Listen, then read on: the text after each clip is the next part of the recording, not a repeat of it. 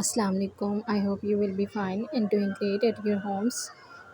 Today we are going to start a new topic with the name of colonialism, post-colonialism, neo-colonialism and imperialism. Basically, हम इससे related introduction देंगे.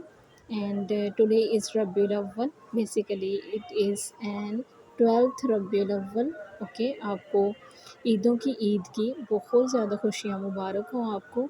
ठीक है भाई, नाते भी आपको सुन रही होंगी. तो हम अपना टॉपिक स्टार्ट करते हैं, विच इज़ कॉलोनियलिज़म. ओके, जैसे कि मैंने आपको पहले भी बताया हुआ है कि कॉलोनियलिज़म है क्या.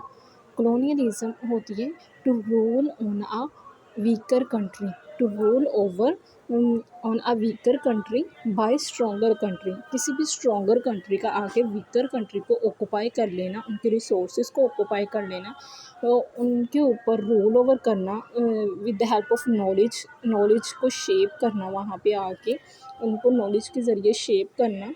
तो दैट इज़ कॉल्ड कॉलोनियलिज़म. ओके, जैसे कि हम इसके सबसे बड़ी एग्जांपल लेंगे 1947 से पहले की, जब इंडिपेंडेंस नहीं मिली थी, जब डिपेंडेंस थी, मतलब जब ब्रिटिशर्स आए थे इंडिया में, सब कॉन्टिनेंट में.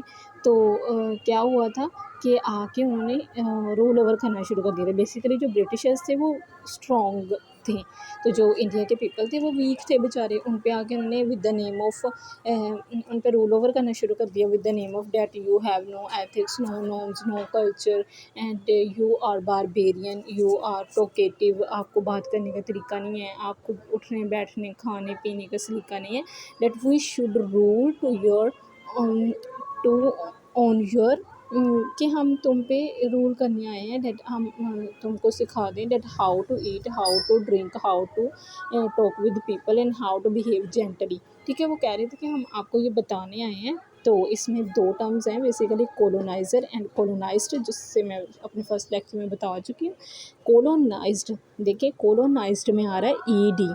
ईडी से आप मुराद ले लें कि वो लोग जो दबाए गए थे, जिनकी आवाज़ को सप्रेस किया गया था, मार्जिनलाइज किया गया था, सब्जुकेट किया गया था, ओप्रेस किया गया था, वो लोग, मतलब जो सब कॉन्टिनेंट के पीपल थे, इंडिया मुस्लिम्स और हिंदू जो इकट्ठे रह रहे थे, उनको सब रिप्रेजेंट किया गया with the term of colonised.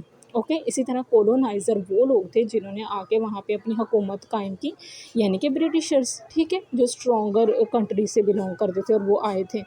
Okay, अब पोस्ट कॉलोनियलिज्म देखिए, यहाँ पे पोस्ट कॉलोनियलिज्म को हम तोड़ेंगे टू वर्ड्स में. जैसे पोस्ट मीन्स आफ्टर, कॉलोनियलिज्म जो कॉलोनियल इरा था. ठीक है, कॉलोनियल इरा के बाद आने वाली मूवमेंट को बोला जाता है पोस्ट कॉलोनियलिज्म. अब पोस्ट कॉलोनियलिज्म में इम्पैक्ट और इफेक्ट बताए जाते हैं कि किस तरह से, जैसे कॉलोनियलिज्म में कॉलोनाइजेशन स्टार्ट हो गई थी. अब पोस्ट कॉलोनियलिज्म पाकिस्तान का कब स्टार्ट हुआ? 1947, 14 अगस्त को. और इंडिया का कब स्टार्ट हुआ? 15 अगस्त 1947 को, मतलब आफ्टर कॉलोनियलिज्म. इसमें ना हमारे राइटर्स अपना एग्रेशन शो करते हैं through the use of pen, with the use of pen. Basically अपने पेन के ज़रिए वो अपना ना एग्रेशन शो करते हैं, एंगर शो करते हैं. That how dare you, how you can say that we are barbarian, we have no ethics, we have no norms, we have no culture. कहता है we have cultures, we have our norms, we have our ethics, we have our resources.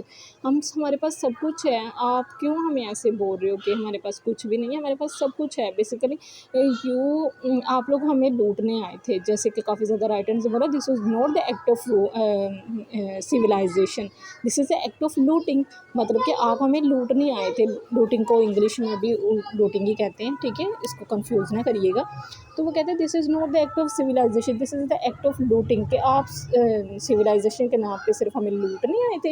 मतलब awakener of the people बन गए ना हमारे writers जो थे. फिर उन्होंने अपना एग्रेशन शो किया, और इसके ना डिवास्टेटिंग इम्पैक्ट्स भी वो दिखाते हैं कि डिवास्टेटिंग इम्पैक्ट्स क्या हुए आफ्टर कॉलोनियलिज्म. हम जब पोस्ट कॉलोनियलिज्म में पढ़ते हैं, डिवास्टेटिंग इम्पैक्ट्स क्या है कि हमारी लैंग्वेज जो है वो हाइब्रिड हो चुकी है. हम मिमिक करते हैं, हम पैंट शर्ट पहनने को ज़्यादा प्रेफर देते हैं, हम हिजाब हमारा उतर गया है, और हमारे बाल जो हैं वो स्ट्रेट हमने करने शुरू कर दिए. मतलब हमने खुद को हाइब्रिड कर लिया हुआ है। जैसे कि ट्वाइलाइट इन दिल्ली बाय अहमद अली हम पढ़ें तो उसमें वो जो बेटे का उसका असगर अली का करैक्टर है उसके फादर से बिल्कुल वो अपोजिट है। वो बिल्कुल हाइब्रिडिटी की ज़िंदा मिसाल है। वो वहाँ पे वो दिखा रहा है ना कि कैसे वो हमें हाइब्रिड करके चलेगी, हमारी मेंटालिटी को डिस्टर्ब करके चलेगी। अभी भी देख ले through the mess media, through the cultural industry, through the mess media, through the advertisement, basically उनकी जो एडवर्टाइजमेंट आती हैं तो ये सारी वेस्टर्नाइजेशन की तो हैं। एडवर्टाइजमेंट आती हैं वो हमारा माइंड ही मैनिपुलेट कर देती हैं। वो हमें मैनिपुलेट करने की कोशिश करते हैं कि आप एक्सपेंसिव चीज़ें खरीदें। मतलब अगर हम उस तरफ लग जाएंगे तो हम तो अपनी जो रियल जो हमारी बुनियाद है, बेसिक है, हम उस पर तरफ ध्यान ही नहीं देंगे कि हमने उनको जवाब देना है, हमने उनके ऊपर बुक्स लिखनी है, हमने अवेकनर ऑफ द पीपल बनना है। तो मतलब वो मैनिपुलेट हमें करने की कोशिश कर रहे हैं। ये सब पोस्ट कॉलोनियल एरा में हम इसको डिस्कस करेंगे। न्यू कॉलोनियलिज्म बेसिकली वो उसका जो उनके थॉट्स थी, जो उनके इम्पैक्ट्स थे, जो उन्होंने हमारे ऊपर आके इम्पोज करने शुरू कर दिए। और इसमें ना न्यू कॉलोनियलिज्म में ना हम काफ़ी ज़्यादा चीज़ें डिस्कस करते हैं कि न्यू कॉलोनियलिज्म जो पोस्ट कॉलोनियलिज्म के बाद जो न्यू कॉलोनियलिज्म है, बेसिकली हम यही डिस्कस करते हैं कि कैसे उन्होंने हम पे इम्पैक्ट डाले, इफेक्ट्स डाले और कैसे उन्होंने हमारे ऊपर रूल ओवर किया। और अभी भी हम देखें तो उनका जो इम्पैक्ट है, जो उनका रूल है, वो हम पे कर रहे हैं रूल, डायरेक्ट करें इनडायरेक्ट करें। जैसे कि हम डायरेक्ट देखें तो डायरेक्ट वो कैसे कर रहे हैं कि डायरेक्ट मतलब उन्होंने हमारी साइकोलॉजी को डिस्टर्ब किया हुआ है ना, कि हम उन्हीं की तरफ जाने की कोशिश करते हैं। पैंट शर्ट हमारे ऊपर ज़्यादा सूटेबल है और हमारा हिजाब अच्छा नहीं है, हम बाल स्ट्रेट करके शादियों में चले जाते हैं। बेसिकली उन्होंने ऐसे हम पे इम्पैक्ट डाला हुआ था। और इनडायरेक्ट कैसे है कि वो वहाँ पे बैठे हमारे जो बैंक्स हैं, पाकिस्तानी बैंक्स हैं, मुस्लिम्स के बैंक्स हैं, उनमें पैसा भेजते हैं और कहते हैं कि आप लोग सूद दो, कर्ज़ा दो लोगों को सूद की बिना पर। तो लोग फिर सूद देते हैं, कर्ज़ा देते हैं। बेसिकली अगर वो 1 लाख देते हैं तो हमें 1,20,000 रुपया वापस करना पड़ता है। एग्जाम्पल दे रही हूँ। तो ये सारा उनके इनडायरेक्ट उनके रूल ही थे कि वो हम पे करना चाहते थे कि सूद के कर्ज़े, PFA, PMA, IFA जो है इंटरनेशनल जो है हमारे बैंक्स हैं, उनमें वो अपने पैसे रखवाते हैं। उसके बाद कर्ज़े सूद के ज़रिए उनको वापस किए जाते हैं। ठीक है। इसी तरह इम्पीरियलिज़म, जो इम्पीरियलिज़म है ना, इम्पीरियलिज़म बेसिकली होता है किसी चीज़ की रूट। ये इम्पीरियलिज़म एक ऐसी डॉक्ट्राइन है, एक ऐसी फ़िलोसफ़ी है, एक ऐसी फ़िलोसफ़ी थी, मतलब कि आइडियोलॉजी है ये, जो सबसे पहले उन्होंने प्लान की थी। बेसिकली ये एक फॉर्मेट होता है कि आप अपना एक फॉर्मेट रेडी करते हो कि मैंने इस कंट्रीज़ में जाना है, हम लोगों ने इस वीकर कंट्रीज़ में जाना है और यहाँ पे हमने ये वाले रिसोर्सेज लेने हैं, यहाँ से हमने ये वाले रिसोर्सेज लेने हैं, इस मुल्क में हमने इस तरह से काम करना है, इस मुल्क को हमने इस तरह से मैनिपुलेट करना है। तो बेसिकली ये होती है एक फ़िलोसफ़ी, एक आइडिया, एक आइडियोलॉजी, एक डॉक्ट्राइन होती है, आप फॉर्मेट।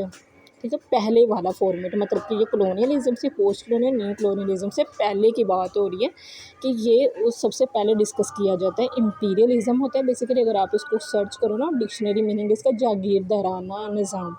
जागीरदाराना निज़ाम मतलब कि कोई ऐसे, जैसे ब्रिटिशर्स थे, उन्होंने पहले बैठ के वहाँ पे फॉर्मेट बनाया दैट हम इंडिया में दाखिल होंगे तो हम आइवरी इकट्ठी करेंगे, उनके जो मेजर मेजर रिसोर्सेज हैं हम वो इकट्ठे करके अपने मुल्क में भेजेंगे। जब सारा काम हो जाएगा तो हम उनको आज़ाद कर देंगे बेसिकली ना। तो ये उनको स्लेव बनाएंगे, उनको अपना गुलाम बनाएंगे, इमेंसिपेशन वहाँ पे क्रिएट करेंगे।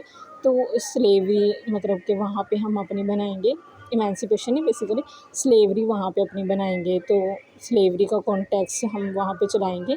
तो ये बेसिकली जो उन्होंने सोचा, उनके माइंड की जो थॉट्स थी पहले उस कंट्री में दाखिल होने से पहले, तो this is called imperialism. Okay. जो फिज़िकली जाके उन्होंने इम्पीरियल इम्पोज की चीज़ें वो तो कॉलोनियलिज्म में आ जाता है ना, फिर उसके जो आफ्टर इम्पैक्ट्स हुए पोस्ट कॉलोनियलिज्म आ जाता है। ओके। ये इस तरह से रिलेट कर करके आपने पढ़ना है। आई होप सो आपको समझ आ गया होगा। That is enough for today's video. Okay. And do share and subscribe my channel and like and hit the bell icon so that you can get all the videos related to post colonialism, related to English literature basically।